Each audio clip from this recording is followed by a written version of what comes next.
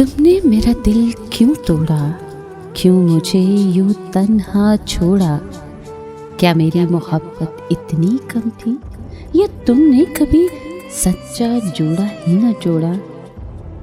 मैंने तो तुम्हें अपनी दुनिया माना, हर ख्वाब में बस तुम्हें ही जाना। फिर क्यों मेरी हंसी छीन ली तुमने, क्यों मुझे दर्द का अफसाना बनाया। हाँ, आज टूटी हूँ, बिखरी हूँ मैं, आंखों में उदासी, दिल में खालीपन है।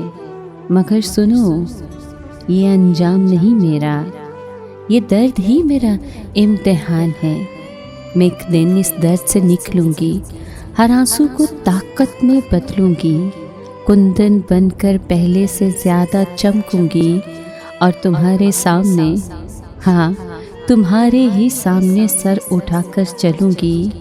और उस दिन तुम बहुत पछताओगे, मेरी खामोशी तुम्हें रुलाएगी। मगर तब तुम्हारे हाथ में कुछ भी ना होगा, क्योंकि मैं लौट कर कभी ना आऊंगी।